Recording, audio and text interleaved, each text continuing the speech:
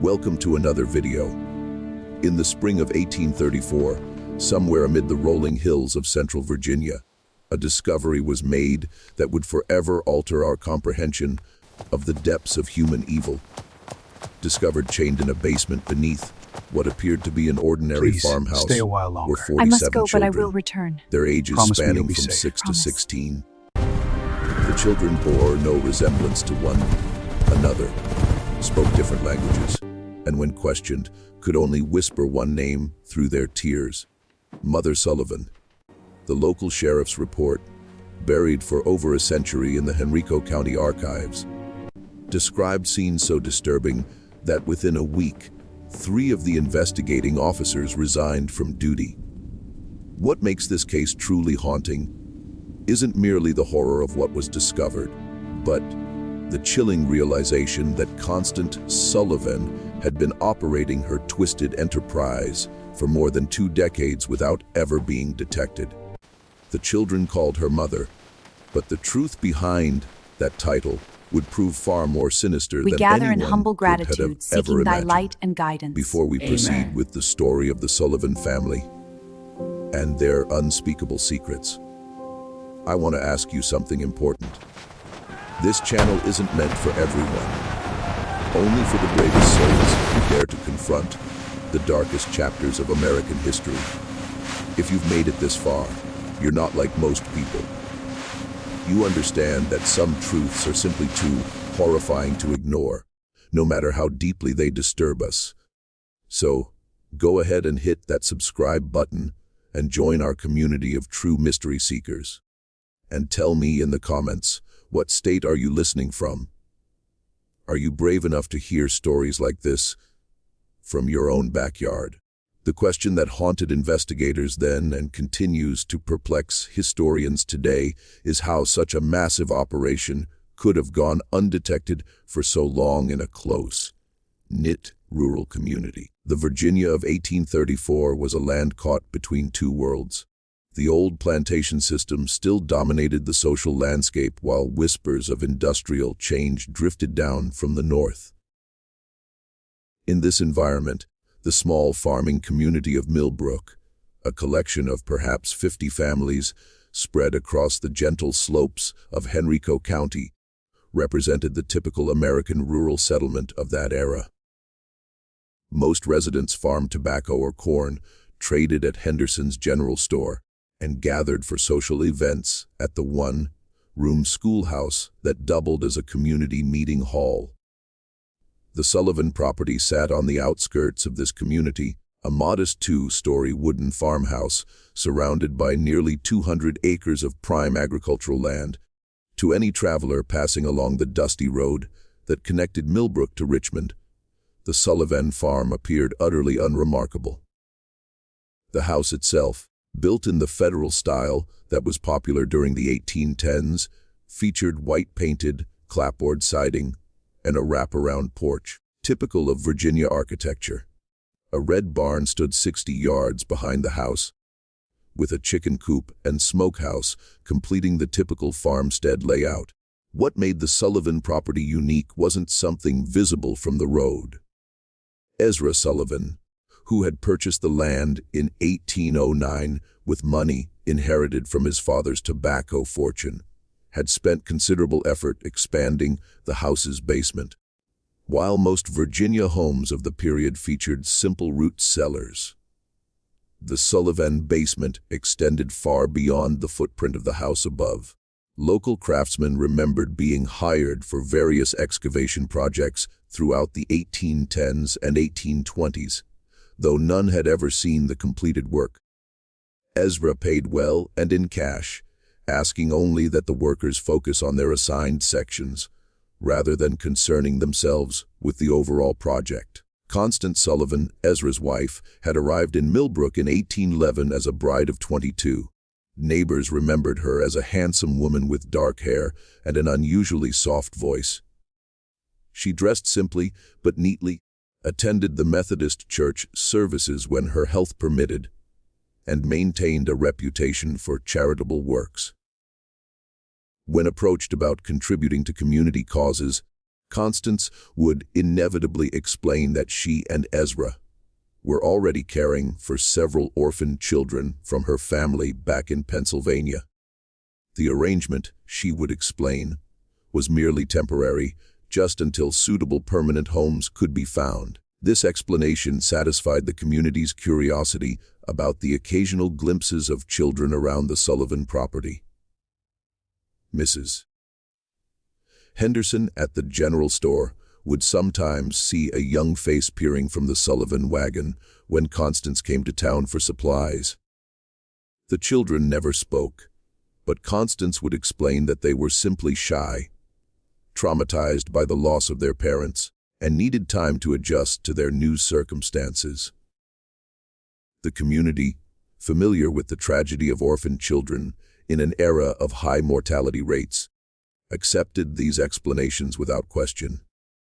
Thomas Henderson, who ran the general store, later recalled that Constance Sullivan was one of his most reliable customers. Every 2 weeks, she would arrive with a detailed list and enough cash to purchase substantial quantities of basic foodstuffs: flour, cornmeal, salt, pork, molasses, and other staples. The quantities seemed rather large for a childless couple, but when Thomas mentioned this, Constance would remind him about the orphaned children. She also purchased unusual amounts of basic medicines, explaining that children from poor circumstances often arrived with various ailments that required treatment. The Sullivan farm operated on a schedule that puzzled some neighbors. While most farming families rose with the sun and worked until dusk, activity at the Sullivan property often continued well into the evening. Lights could be seen in the farmhouse windows at unusual hours, and the sound of hammering or construction work sometimes echoed across the fields during the night. When asked about these activities, Ezra would explain that he was simply making improvements to accommodate the growing number of children in their care. Dr. Marcus Whitfield, the traveling physician who served the Millbrook area, remembered being called to the Sullivan farm on several occasions during the 1820s and early 1830s. Each time he was told that one of the orphaned children had fallen ill and needed medical attention. However, Dr. Whitfield was never permitted to examine the children directly. Instead, Constance would describe the symptoms and request specific medications. When the doctor insisted on seeing his patients, Constance would explain that the children were too frightened of strangers, too traumatized by their experiences to allow examination by unfamiliar men. The deception was so complete that even the local pastor, Reverend Samuel Matthews, believed wholeheartedly in the Sullivan family's charitable work. During his occasional visits to the farm, Reverend Matthews would praise Constance and Ezra for their Christian compassion in caring for so many unfortunate children. He offered to help find permanent homes for the orphans, but Constance would always explain that she was already in correspondence with relatives in Pennsylvania who would eventually take the children. The process, she assured him, simply required patience and careful arrangement. What none of the community members realized was that Constance Sullivan had been perfecting her deception for over 2 decades. The orphaned children were not temporary residents awaiting placement with loving families. They were prisoners, purchased, kidnapped, or lured from their families across multiple states, held in conditions that would make hardened criminals weep with horror.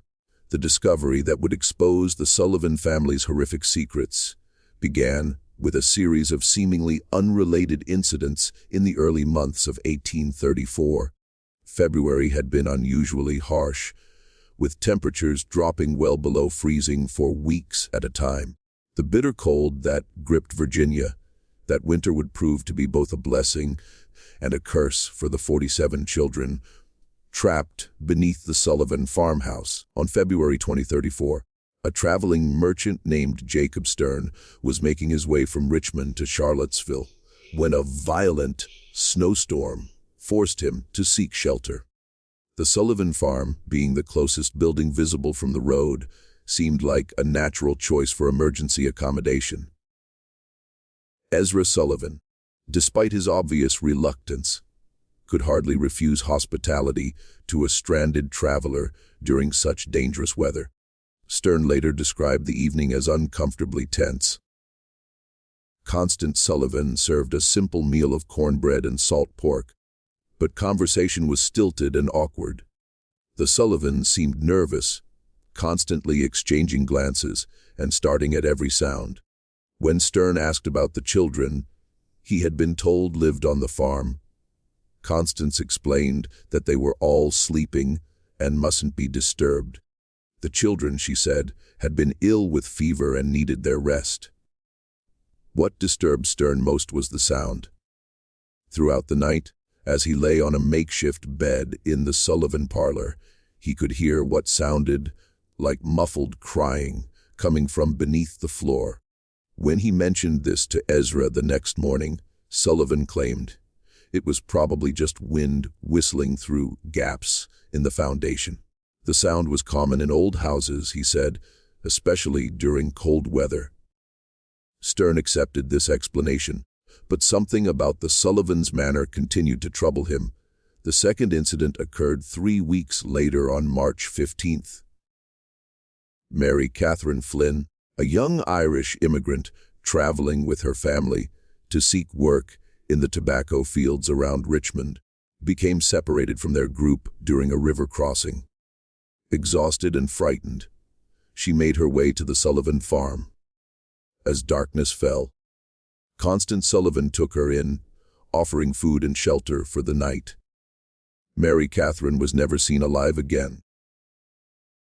When her family reported her missing to the sheriff in Richmond, they described their last known location and the direction Mary Catherine had been heading.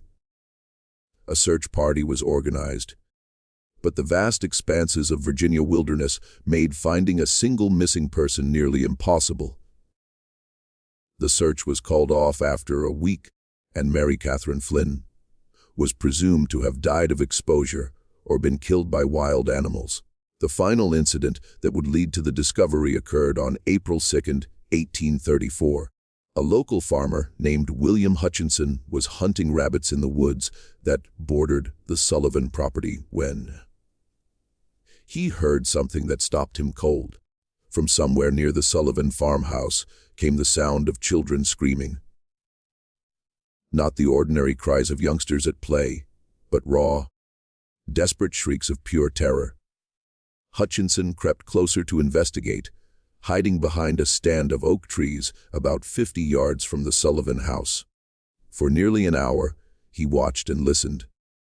The screaming continued intermittently, always seeming to come from beneath the house rather than from inside it. At one point, he saw Ezra Sullivan emerge from what appeared to be a cellar door on the side of the house. Sullivan looked around nervously, then disappeared back underground. When Hutchinson reported what he had witnessed to his neighbors, opinions were divided. Some suggested that the orphaned children might be more troubled than the Sullivans had indicated, perhaps requiring discipline or medical treatment that could be distressing. Others, however, began to remember odd details that hadn't seemed important before: the unusual amounts of food Sullivan purchased, the strange sounds neighbors occasionally heard at night, the fact that none of the supposed orphans had ever been seen in town or at community gatherings. Sheriff Benjamin Crawford, a veteran lawman who had served Henrico County for over 15 years, initially dismissed the concerns as mere neighborhood gossip.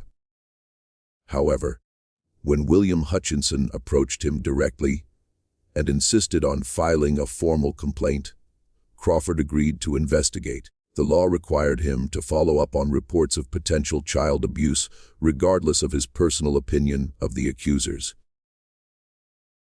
On the morning of April 8, 1834, Sheriff Crawford rode out to the Sullivan farm, accompanied by his deputy, Marcus Webb. They arrived just after sunrise expecting to conduct a routine inspection that would put the community rumors to rest. Constance Sullivan met them at the door, her manner calm and welcoming. She invited the officers inside for coffee and expressed concern about the gossip circulating in the community. The conversation began normally enough. Constance explained again about the orphaned children, showed the officers letters she claimed to have received from relatives in Pennsylvania, and offered to arrange for the children to meet with Sheriff Crawford. Once they recovered from their recent illness, everything seemed perfectly reasonable until Deputy Webb asked to use the privy. As Webb walked around the side of the house, he noticed something that made his blood run cold. The cellar door that William Hutchinson had seen Ezra Sullivan using was secured with 3 separate padlocks. Heavy chains wrapped around the door handles, and the wood around the locks showed signs of desperate clawing, as if someone had tried to scratch their way out from the inside. When Webb returned to the house and quietly informed Sheriff Crawford about what he had observed, both men knew they were dealing with something far more serious than community gossip. Crawford politely asked Constance to show them the cellar, explaining that a thorough inspection would help put the rumors to rest. The change in Constance Sullivan's demeanor was immediate and chilling. Her face went pale, her hands began to tremble, and she began stammering about how the cellar was dangerous, how the children weren't allowed down there, how there was nothing to see but old farm equipment and storage. That was when they heard it. From somewhere beneath their feet came the sound of children crying, followed by a weak voice calling for help. The sound was muffled but unmistakable, and it was coming from directly below the kitchen, where they stood. The immediate aftermath of that first discovery would haunt Sheriff Crawford for the rest of his life. When he and Deputy Webb forced open the cellar door, the stench that rose from the darkness below was overwhelming. A mixture of human waste, unwashed bodies, and something else that Crawford later described as the smell of despair itself. The basement that Ezra Sullivan had spent over 2 decades constructing was a masterpiece of calculated cruelty. The main chamber stretched far beyond the footprint of the house above, extending into the earth like an underground warren. Stone walls, carefully mortared and designed to muffle sound, created a series of interconnected rooms. The largest chamber, directly beneath the kitchen, housed most of the children. They were chained to iron rings, embedded in the stone walls, each child secured by shackles around their ankles. The chains were long enough to allow movement within a small area, but prevented any possibility of escape. The children ranged in age from approximately 6 to 16 years old. They were emaciated, their clothes reduced to rags, their bodies bearing the marks of prolonged neglect and abuse. Many showed signs of illness, fever, respiratory problems, and skin conditions that came from living in the damp, unventilated underground space. What struck both officers most forcefully was the silence. After the initial cries for help, the children said nothing. They simply stared at the newcomers with eyes that held no hope, no expectation of rescue. Deputy Webb, a father of 4, had to leave the basement twice to vomit. Sheriff Crawford, despite his years of law enforcement experience, found himself unable to process the full scope of what he was seeing. The methodical nature of the imprisonment, the evidence of long-term planning, the sheer number of victims, it was beyond anything in his experience or imagination. In the smaller chambers, Crawford and Webb found evidence of the Sullivans' system of control. One room contained stocks and restraining devices for punishment. Another held what appeared to be a primitive medical area, where the children were treated for injuries and illnesses, not out of compassion, but to keep them alive and functional. A third room contained detailed records that would prove crucial to the investigation: names, ages, dates of arrival, and notes about each child's condition and behavior. The records revealed the scope of the Sullivan operation. Children had been arriving at the farm regularly since 1812, shortly after Constance Sullivan came to Millbrook. The sources varied. Some were orphans purchased from overwhelmed poorhouses.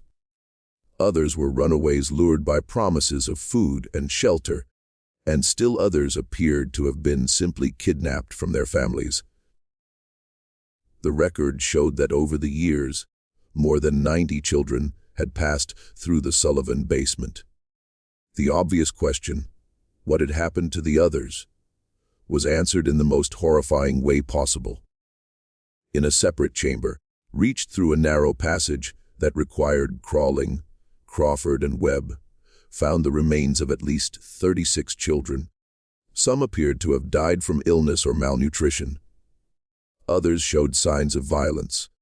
All had been buried in shallow graves beneath the basement floor, their bodies covered with lime to control odor and decay.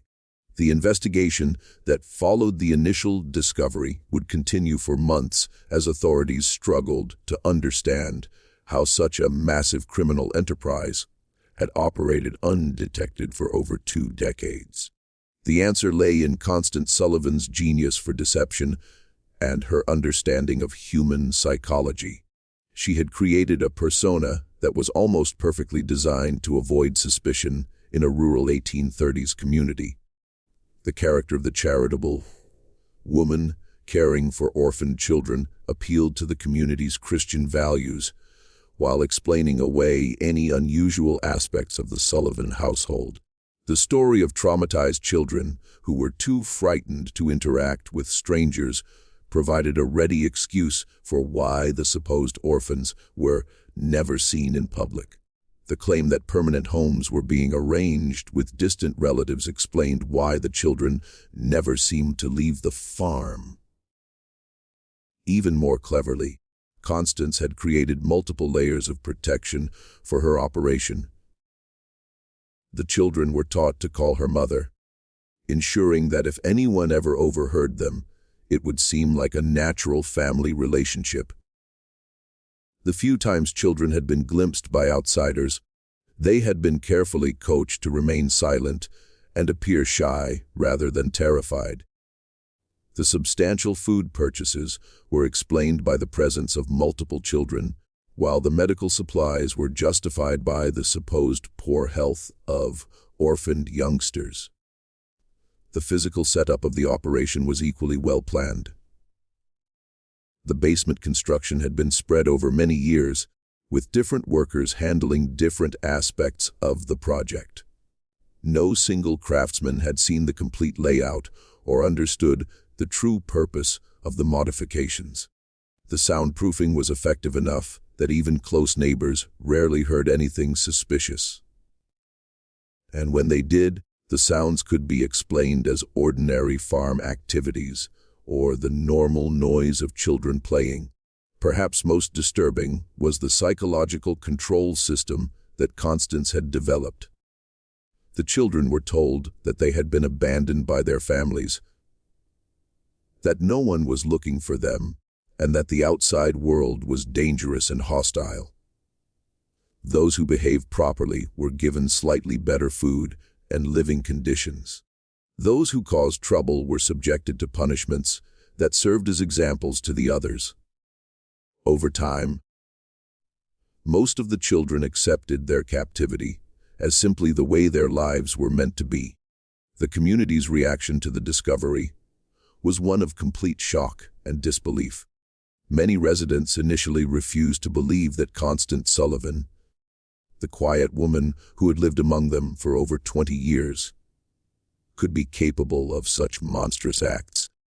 Some suggested that she must have been coerced by her husband, or that the whole situation was somehow a misunderstanding. These denials became impossible to maintain as more evidence emerged. The detailed records found in the basement included not just information about the children, but also correspondence with criminal contacts in other states. Constance Sullivan had been part of a network that trafficked in children, buying and selling young victims across state lines. The Sullivan farm was just one operation in a larger criminal enterprise that stretched from Pennsylvania to Georgia. As Sheriff Crawford delved deeper into the Sullivan case, disturbing patterns began to emerge that suggested the operation was far more sophisticated than initially believed. The correspondence found in the basement revealed that Constance Sullivan had been in regular contact with at least 12 other individuals across 5 states, all apparently involved in similar activities. The letters, written in a simple code that was eventually deciphered, discussed merchandise deliveries and quality control in language that clearly referred to human trafficking. One letter, dated just 3 months before the discovery, came from someone identified only as Morrison in Philadelphia. Morrison wrote that he had 6 new items of varying ages and conditions that would be suitable for your requirements. The letter included detailed descriptions of the children, their approximate ages, and their physical conditions. Most disturbingly, it included notes about their temperaments, which children were compliant, and which might require additional training. The financial records painted an even more horrifying picture. Constance Sullivan had been paying between $50 and $200 per child, depending on age and condition. She had also been receiving payments from other locations, suggesting that the Sullivan farm served as both a destination and a distribution point for trafficked children. The total amount of money involved was staggering for the time period. Over $80,000 in transactions over 2 decades, equivalent to several $100,000 in modern currency. Dr. Marcus Whitfield, the traveling physician who had been called to the Sullivan farm on several occasions, became a key witness as the investigation expanded. Under questioning, he revealed that Constance Sullivan had always been unusually specific about the medications she requested. She had detailed knowledge of treating malnutrition, respiratory infections, and other conditions common in severely neglected children. She had also asked for sedatives and other drugs that could be used to control difficult prisoners. The doctor's testimony led to another chilling realization. Constance Sullivan had been systematically studying how to keep large numbers of children alive under conditions of extreme deprivation. The medical supplies she purchased, the questions she asked, even the layout of the basement. Everything was designed to maximize the survival rate of her prisoners while minimizing the resources required to maintain them. Local businessman Thomas Henderson provided additional pieces of the puzzle. A review of his sales records showed that Constance Sullivan had been purchasing increasing quantities of basic supplies over the years. What appeared to be the growing needs of a charitable household was actually evidence of an expanding criminal operation. Henderson also remembered specific requests for items that seemed unusual at the time: extra blankets, large quantities of children's clothing, and bulk purchases of simple medicines. The investigation also revealed the role of Ezra Sullivan in the operation. While Constance appeared to be the mastermind, Ezra was responsible for the physical maintenance of the prison and the handling of the children. Several of the surviving victims, when they were finally able to speak, described him as the enforcer who carried out punishments and maintained discipline. His construction work on the basement hadn't been just expansion. It had been constant refinement of a system designed to hold human beings in captivity. The most disturbing revelation came from analyzing the records of children who had disappeared from the Sullivan farm over the years. The ledgers showed that some children had been transferred to other locations, suggesting a network of buyers and sellers across multiple states. Others had been marked as unsuitable or problematic, entries that corresponded with the remains found in the basement burial chamber. The scope of the investigation expanded as authorities in other states began examining their own unsolved disappearances. Missing children reports from Pennsylvania, Maryland, North Carolina, and South Carolina showed disturbing similarities. Many of the missing children fit the profile of those found at the Sullivan farm: poor, orphaned, or from families that were unlikely to have resources to search for them extensively. Federal marshals were called in to coordinate the multi-state investigation. This was unprecedented for the time period, as most law enforcement was strictly local. The Sullivan case represented one of the first major criminal investigations to cross state lines and involve federal authorities. The legal implications were complicated by the fact that many of the crimes had occurred in different jurisdictions, under different laws. As weeks passed, more survivors began to tell their stories.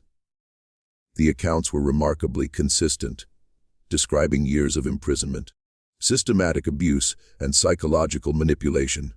The children described how new arrivals were broken in, subjected to isolation, punishment, and indoctrination until they accepted their fate.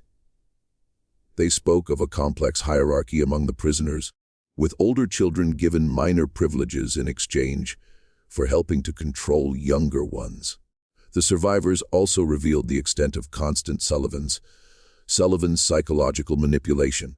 She had convinced many of the children that they were worthless, that their families had sold them or abandoned them, and that they deserved their treatment. Some of the older children, who had been imprisoned for years, initially resisted rescue efforts because they had been conditioned to believe that the outside world was even more dangerous than their captivity.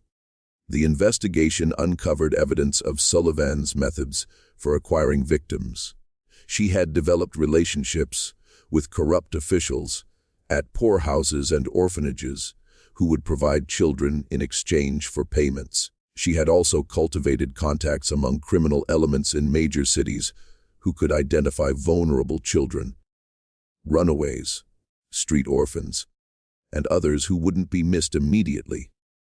Perhaps most chillingly, the records showed that the Sullivan operation had been expanding in recent years. The number of children being held had increased, and there were plans in the correspondence for establishing similar facilities in other locations. The discovery at the Sullivan farm had apparently interrupted a criminal enterprise that was on the verge of becoming a much larger operation. The breakthrough that would lead to the complete exposure of the Sullivan network came from an unexpected source. Among the surviving children was a girl named Rebecca, approximately 14 years old, who had been held longer than any of the others. Unlike the other children who had been broken by their ordeal, Rebecca had maintained a spark of defiance and an extraordinary memory for details. Rebecca had been kidnapped from her family's farm in Pennsylvania in 1829, when she was just 9 years old. She remembered everything about her capture, how a woman claiming to be a distant relative had arrived at their farm, how she had been lured away with promises of sweets and a ride to town, how she had awakened chained in the Sullivan basement. More importantly, she remembered every conversation she had overheard between Sullivan and the various visitors who had come to the farm over the years. Rebecca's testimony revealed that the Sullivan operation was just one part of a much larger network. She had heard Constance discussing other farms, other locations where children were being held. She remembered names, dates, and details about shipments of children being moved between different facilities. Her information provided law enforcement with their first comprehensive picture of the scope of the criminal enterprise. The most significant revelation came when Rebecca described a visit that had occurred just 2 weeks before the discovery. A well-dressed man had arrived at the farm in an expensive carriage, accompanied by 2 other men. Rebecca had been selected, along with 3 other children, to be inspected by the visitors. The man had examined them carefully, checking their teeth, their muscle tone, and their general health like a buyer evaluating livestock. The visitor had ultimately decided not to purchase any of the children, complaining that they were too damaged for his purposes. However, he had left behind a letter containing detailed specifications for the type of children he wanted to purchase. The letter, which was found among Constance Sullivan's papers, described requirements for children of specific ages, physical characteristics, and temperaments. The language was cold and business-like, discussing human beings as commodities to be bought and sold. The letter was signed H. Blackwood and included a return address in Charleston, South Carolina. When authorities investigated, they discovered that Henry Blackwood was a wealthy plantation owner who had been purchasing children for years, ostensibly as household servants, but actually for purposes that the investigation would reveal to be even more sinister than the Sullivan operation. The Blackwood connection opened up an entirely new dimension of the case. Southern plantation owners, it appeared, had been using the child trafficking network to acquire workers who would be completely under their control. Unlike enslaved people who had some legal protections and whose disappearance might be noticed, trafficked children could be worked to death with no legal consequences. They had no families to search for them, no legal status to protect them, and no hope of escape. The investigation of the Blackwood connection revealed that several other prominent Southern families had been involved in similar purchases. The children were being used not just as laborers, but as subjects for medical experiments, as targets for violent entertainment, and for purposes that the investigators found too disturbing to document fully in their official reports. As the scope of the criminal network became clear, the investigation faced increasing resistance from powerful interests. Several of the families involved in purchasing children had significant political connections and substantial resources to protect themselves. Threats began to be made against investigators, witnesses, and even the surviving children. Sheriff Crawford received anonymous letters warning him to drop the investigation. Deputy Webb was attacked by unknown assailants while walking home from work. Dr. Whitfield found his medical practice suddenly boycotted by several prominent patients. The pressure was clearly designed to intimidate law enforcement and prevent the full extent of the network from being exposed. The situation became even more dangerous when one of the surviving children, a boy named Timothy, who had been providing crucial testimony, disappeared from the temporary shelter where he was being housed. A search was conducted, but Timothy was never found. The message was clear: those who cooperated with the investigation would face severe consequences. Despite the intimidation, the investigation continued. Federal marshals provided additional security for key witnesses and investigators. The surviving children were moved to more secure locations, and armed guards were posted at the Sullivan farm to protect the physical evidence. The case had become a test of whether the American legal system could function when confronted with crimes involving wealthy and powerful perpetrators. The pressure reached its peak when Constance Sullivan herself was found dead in her jail cell. The official cause of death was listed as suicide, but the circumstances were suspicious. Sullivan had been scheduled to testify about the full extent of the criminal network, including the names of all her contacts and customers. Her death eliminated the investigation's most important witness and source of information about the broader conspiracy. The mysterious death of Constance Sullivan sent shockwaves through the investigation team. If powerful interests were willing to eliminate key witnesses, no one involved in the case was safe.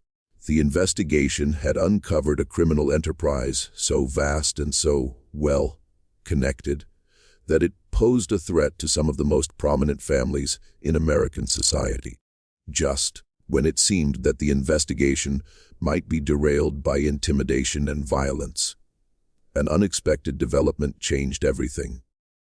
A former employee of Henry Blackwood, motivated by guilt over what he had witnessed, came forward with evidence that would blow the case wide open.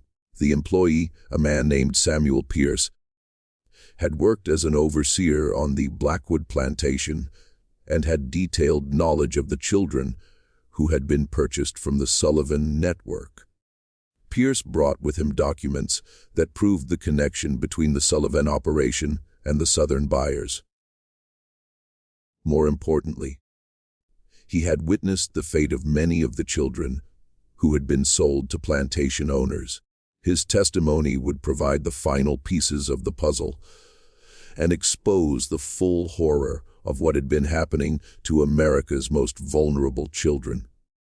Samuel Pierce's testimony before the federal grand jury in Richmond would go down as one of the most disturbing accounts in American legal history.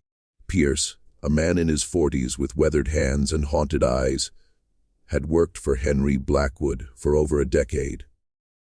What he had seen on the Blackwood plantation and what he revealed about the fate of the Sullivan children shocked even the seasoned investigators who had thought they understood the scope of the criminal enterprise. Pierce described how the Blackwood plantation operated two separate systems. The main plantation used enslaved labor for cotton production, operating under the typical, though brutal, economic model of Southern agriculture. However, Blackwood had also established what Pierce called the experimental quarters, a separate facility where the trafficked children were held for purposes that had nothing to do with agricultural production. The children purchased from the Sullivan network were used as subjects for medical experiments that Blackwood conducted with several associates, including 2 physicians from Charleston Medical College. The experiments were designed to test the limits of human endurance, to study the effects of various drugs and treatments, and to satisfy the scientific curiosity of men who viewed the children as laboratory animals rather than human beings. Pierce's most damning testimony concerned the detailed records that Blackwood maintained of these experiments. The plantation owner had documented everything: the children's reactions to different treatments, their survival rates under various conditions, and the progression of diseases that were deliberately introduced to study their effects. The records showed that Blackwood and his associates had been conducting systematic torture, disguised as medical research. The testimony revealed that at least 37 children from the Sullivan network had been sold to Blackwood over the years. Of these, only 4 had survived long enough to be transferred to other buyers.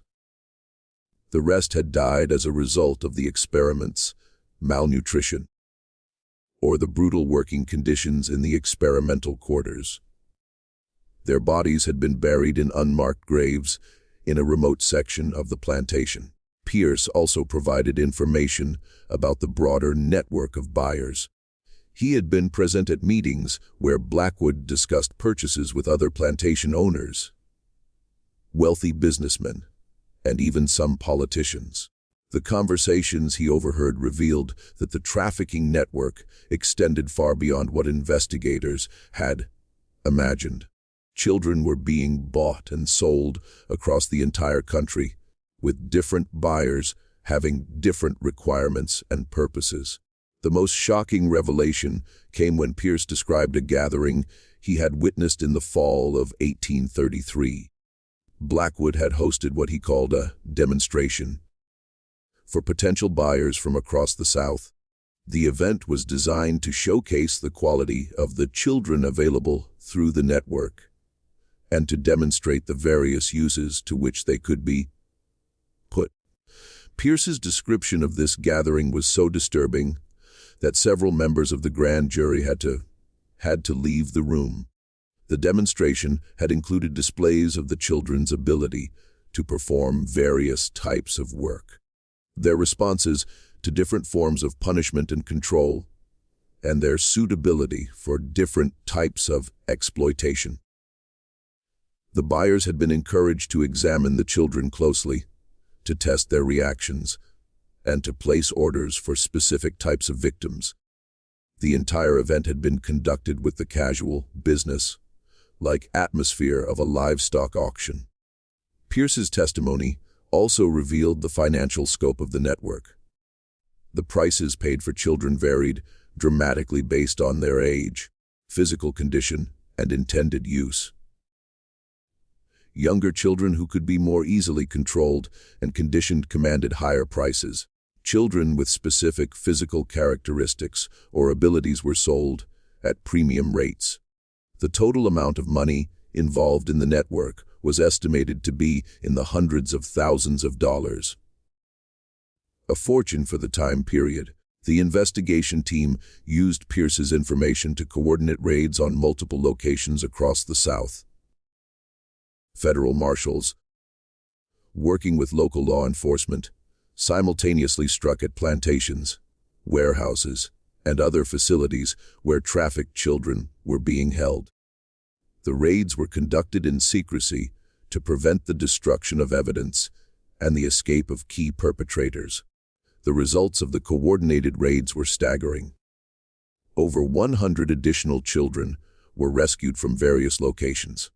Physical evidence was seized that documented the full extent of the trafficking network, including financial records, correspondence, and detailed logs of purchases and sales. Several prominent individuals were arrested, including Henry Blackwood, 2 physicians from Charleston Medical College, and a state legislator from Georgia who had been one of the network's best customers. The evidence seized during the raids painted a picture of systematic evil that shocked the nation. The trafficking network had been operating for over 30 years, had involved dozens of major buyers and sellers, and had victimized hundreds of children. The level of organization and sophistication was unprecedented for any criminal enterprise of the time period. The medical experiments conducted by Blackwood and his associates were documented in horrifying detail. The records showed that the experimenters had deliberately infected children with diseases to study their progression, had tested various poisons and toxins, and had conducted surgical procedures without anesthesia or proper medical training. The children had been treated as disposable research subjects, their lives valued only for the scientific knowledge that could be extracted from their suffering. The investigation also revealed the corruption that had made the network possible. Officials at orphanages, poorhouses, and local governments had been bribed to provide children or to ignore their disappearances. Judges had been paid to declare children abandoned or to approve adoptions that were actually sales. Even some law enforcement officials had been involved in covering up evidence and intimidating witnesses. The legal proceedings that followed would drag on for years as prosecutors struggled to bring justice to victims of crimes that had occurred across multiple states and jurisdictions. The complexity of the case, combined with the wealth and political connections of many of the defendants, made prosecution extremely difficult. Several key defendants escaped conviction on technical grounds or through the influence of powerful allies. However, the public exposure of the trafficking network had profound effects that extended far beyond the legal proceedings. The Sullivan case became a catalyst for the first federal legislation addressing child trafficking and abuse. It led to reforms in the oversight of orphanages and poorhouses, and to the establishment of new legal protections for vulnerable children. The final resolution of the Sullivan case would take nearly 5 years to complete, but its impact on American society was immediate and profound. The public reaction to the revelations was one of horrified fascination, mixed with a determination to prevent such atrocities from happening again. Newspapers across the country covered the story in unprecedented detail, with many publications dedicating entire issues to the investigation's findings. The surviving children faced a long and difficult path to recovery. Most had been held for years and had no memory of life before their captivity. The 47 children rescued from the Sullivan basement required extensive medical treatment, psychological care, and patient work to help them readjust to normal human interaction. Many never fully recovered from their ordeal, carrying physical and emotional scars for the rest of their lives. Rebecca, the 14-year-old girl whose testimony had been crucial to exposing the broader network, became something of a celebrity as news of her courage spread. However, the attention proved overwhelming for someone who had endured such trauma. She was eventually placed with a Quaker family in Pennsylvania who provided the quiet, supportive environment she needed to heal. Rebecca lived to be 73 years old, eventually marrying and raising a family of her own. But she never spoke publicly about her experiences again after the trial testimony. The legal proceedings revealed the full extent of the corruption that had enabled the trafficking network. Ezra Sullivan, who had been captured during the initial raid, was convicted on multiple charges of kidnapping, imprisonment, and murder. He was executed by hanging in Richmond on November 15, 1836, before a crowd of over 3,000 people. His last words, according to witnesses, were a confession that he had followed the devil's path and a plea for forgiveness from the children he had helped to torture. Henry Blackwood's trial became a sensation that exposed the dark underbelly of Southern plantation society. The medical records seized from his plantation provided evidence of systematic torture and murder that shocked even hardened observers. Blackwood was convicted of multiple murders and sentenced to death, but his execution was delayed for years by appeals and political maneuvering. He eventually died in prison in 1841, reportedly of a heart attack, though some suspected he had been poisoned by associates who feared he might reveal additional secrets. The 2 physicians from Charleston Medical College who had participated in the experiments were expelled from the medical profession and sentenced to long prison terms. Their cases led to new regulations governing medical research and the treatment of human subjects. The medical college itself faced a scandal that nearly resulted in its closure, as investigators revealed that several other faculty members had knowledge of the illegal experiments, but had failed to report them. The investigation's most frustrating aspect was the number of powerful individuals who escaped justice despite clear evidence of their involvement. Several wealthy plantation owners fled to Europe before they could be arrested. Others used their political connections to avoid prosecution or to receive minimal sentences that didn't reflect the severity of their crimes. A state legislator from Georgia, who had been one of the network's major customers, was censured by his legislature but never faced criminal charges. The financial investigation revealed that the trafficking network had generated enormous profits for its organizers. Constance Sullivan alone had accumulated over $12,000 in profits over her 20-year operation, a sum equivalent to several $100,000 in modern currency. Much of this money was never recovered, as it had been invested in legitimate businesses or hidden in accounts that investigators couldn't trace. The Sullivan farm itself became a symbol of the horrors that had been uncovered. The property was seized by the government and eventually sold at auction, but no one wanted to live in a place associated with such evil. The house was demolished in 1845, and the basement was filled with concrete and sealed permanently. A small cemetery was established on the site to memorialize the children who had died there, though most of their names were never known. The case led to significant reforms in child welfare and protection. Virginia passed the first comprehensive child protection laws in American history, establishing government oversight of orphanages and requiring background checks for anyone seeking to adopt or care for large numbers of children. Other states quickly followed with similar legislation, creating the foundation for modern child welfare systems. The federal government also responded with new laws addressing interstate crimes and human trafficking. The Sullivan case had demonstrated the limitations of state by state law enforcement when dealing with crimes that crossed jurisdictional boundaries.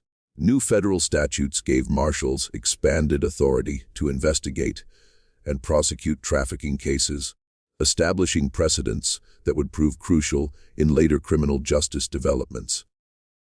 Perhaps most importantly, the case changed public awareness about the vulnerability of children and the need for systematic protection. The romantic notion of the charitable individual caring for orphaned children was replaced by a more realistic understanding of the need for institutional oversight and legal safeguards. The phrase, "another Sullivan case," entered common usage as a warning about the potential for abuse in situations involving vulnerable children. Dr. Marcus Whitfield, the physician who had unknowingly enabled the Sullivan operation through his medical consultations, dedicated the rest of his career to child welfare. He established free clinics specifically for orphaned and abandoned children and became an advocate for reforms in medical practice that would prevent physicians from being manipulated by criminals. His later writings on medical ethics were influenced heavily by his experience with the Sullivan case. Sheriff Benjamin Crawford, who had led the initial investigation, was promoted to federal marshal and spent the rest of his career pursuing similar cases. He became one of the first law enforcement officials to specialize in crimes against children, developing investigative techniques and procedures that would be used for decades. Crawford's detailed reports on the Sullivan case became required reading for law enforcement officers across the country. The children's stories, as they emerged over the years, revealed the full scope of human resilience and the long-term effects of systematic abuse. Some, like Rebecca, were able to build relatively normal lives with proper support and care. Others struggled with mental illness, addiction, and other problems that stemmed from their traumatic experiences. A few never recovered at all, dying young from complications related to their years of imprisonment and abuse. The network's correspondence, which had been preserved as evidence, provided investigators with information that led to additional cases for years after the initial discovery. Letters found in the Sullivan basement contained references to other operations, other victims, and other perpetrators. Some of these leads resulted in successful prosecutions, while others led to dead ends or situations where too much time had passed to gather sufficient evidence. One of the most haunting aspects of the case was the realization that the Sullivan operation had been just one part of a much larger system of exploitation that had existed largely undetected for decades. The investigation revealed that similar networks had operated in other parts of the country, that children had been bought and sold like commodities throughout American history, and that the legal and social systems had been inadequate to protect the most vulnerable members of society.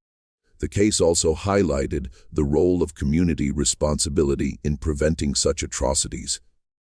The residents of Millbrook, who had lived for 20 years next to one of the most horrific crime scenes in American history struggled with guilt and self-examination. How had they failed to see what was happening? What signs had they missed or ignored? Could they have prevented the suffering if they had been more vigilant or suspicious? These questions led to broader discussions about the obligation of communities to watch out for their most vulnerable members. The Sullivan case became a cautionary tale about the dangers of accepting explanations without investigation, of respecting privacy when that respect enabled abuse, and of assuming that respectable appearances guaranteed moral behavior. The legacy of the Sullivan case extended far beyond the immediate legal and social reforms it inspired. The detailed documentation of the investigation, including the correspondence, financial records, and testimony, became an invaluable resource for understanding the history of crime and exploitation in America. Historians, criminologists, and social reformers would study the case for generations, using it to understand how systematic evil could flourish in apparently normal communities. In the end, the Sullivan family's reign of terror was brought to an end not by sophisticated police work or advanced investigative techniques, but by the simple courage of ordinary people who refused to ignore obvious signs of trouble. William Hutchinson's decision to report what he had heard, Sheriff Crawford's willingness to take community concerns seriously, and Rebecca's determination to testify despite her trauma. These individual acts of moral courage were what ultimately exposed one of the most horrific criminal enterprises in American history. The basement where 47 children were found chained has been sealed for over a century. But the echoes of their suffering continue to remind us of the importance of vigilance, courage, and compassion in protecting those who cannot protect themselves.